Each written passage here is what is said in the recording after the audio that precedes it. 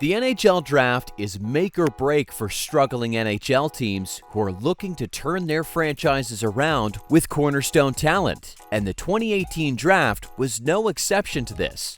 The projected top 10 players were a solid mix of skilled forwards and stud defensemen, but there may have been no bigger stud than Norris Trophy winner Quinn Hughes, who was an absolute steal at number 7 by the Vancouver Canucks. But who were the 6 players drafted before him? And why did those 6 teams pass on a chance to draft a potential future Hall of Famer? In today's video, we'll be going over all 6 players drafted before Hughes and how their careers have panned out thus far. Let's dive in.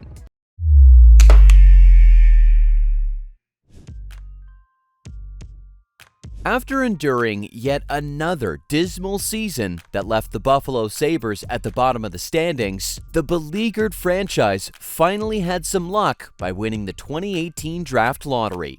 This victory awarded them the first overall pick for the first time in over 3 decades. With this pick, the Sabres selected defenseman Rasmus Dahlin, considered the top player in his draft class, although his skills required further development. Over his first 6 seasons with Buffalo, Dahlin has met the expectations for a rising elite defenseman.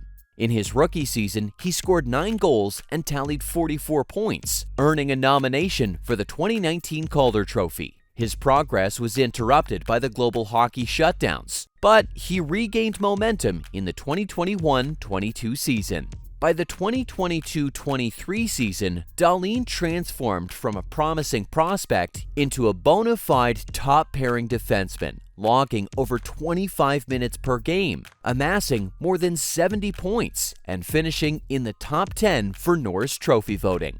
If he maintains this performance level, Dahlin is likely to fulfill the high expectations of his first overall draft status and could become a serious Norris Trophy contender.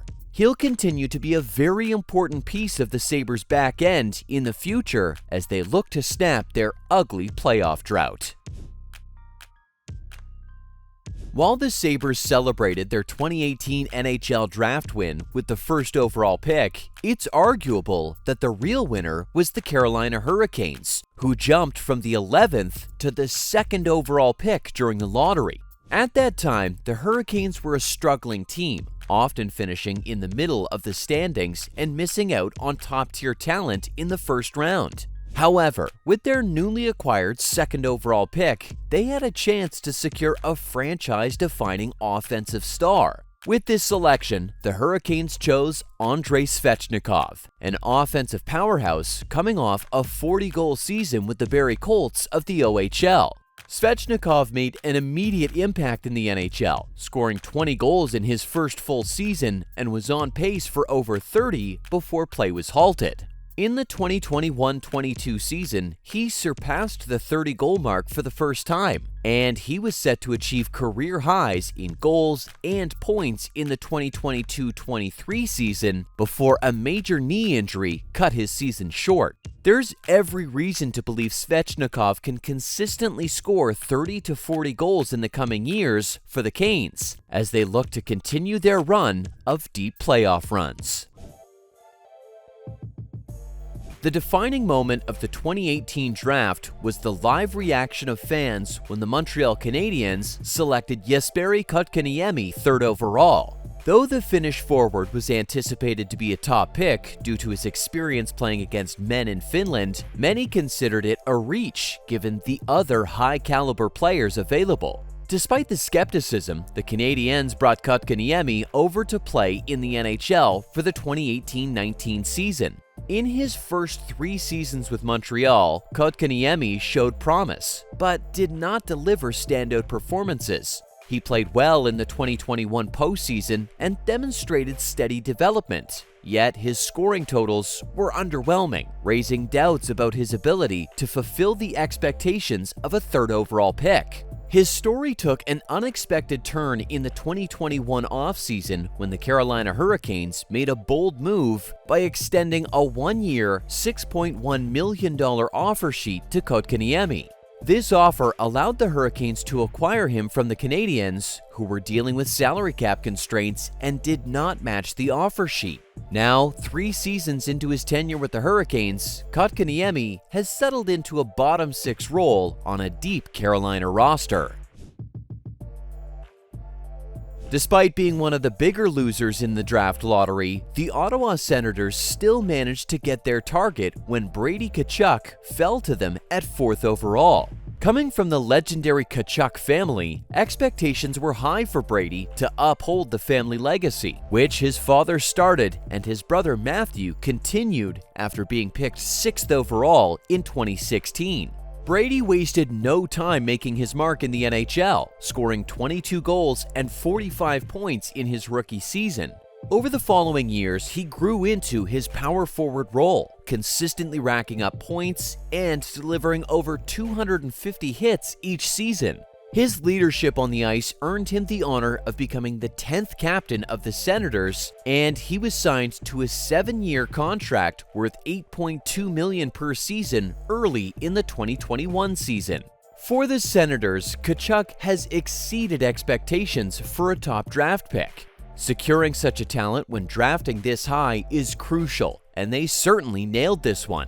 Now, the rest of the NHL must contend with the dynamic Tkachuk brothers who are poised to shape the league's future.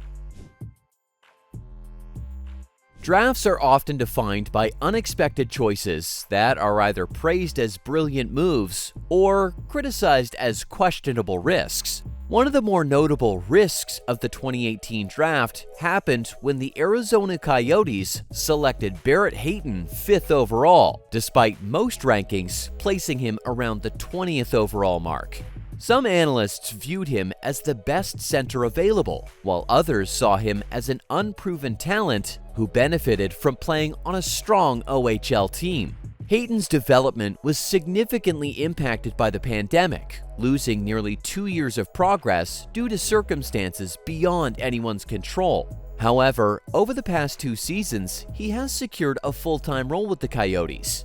In the 2022-23 season, he posted career-best numbers with 19 goals and 43 points in 82 games. It's still too early to definitively label this pick as a success or failure due to the disruption in Hayton's development. Nonetheless, there is reason to believe he can become a solid number 2 center for Utah if he continues his current trajectory. For a 5th overall pick, that's a promising outcome. It's rare to label a player a complete bust just 6 years after being drafted. But that's the case with Filip Zadina, the Detroit Red Wings' 6th overall pick in 2018. Heading into the draft, Zadina was widely considered the 3rd best player in his class, making his fall to the Red Wings seem like a steal. With a combination of high-end skill, scoring ability, and size, he was expected to become a star for Detroit. However, things didn't pan out as expected. In the 2021-22 season, Zadina played 74 games, but only managed 10 goals and 24 points. Despite this underwhelming performance, the Red Wings believed in his potential and signed him to a 3-year deal, hoping he would improve. Instead, he regressed and struggled to secure a regular spot in the lineup, often ending up as a healthy scratch. As tensions grew between Zadina and the franchise, he was placed on waivers during the 2023 offseason and his contract was terminated, allowing for a clean break from Detroit. He then signed a 1-year show-me deal with the San Jose Sharks, aiming to rediscover the form that made him a top prospect in 2018. While his NHL career is not over, Zadina has much to prove if he is to secure his place in the NHL.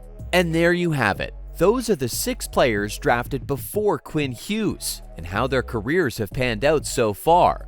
So, how would you redraft the top 10 picks in 2018? Does Hughes go 1st overall? Let us know in the comments. And as always, don't forget to like, subscribe, and turn on the notification bell for more videos.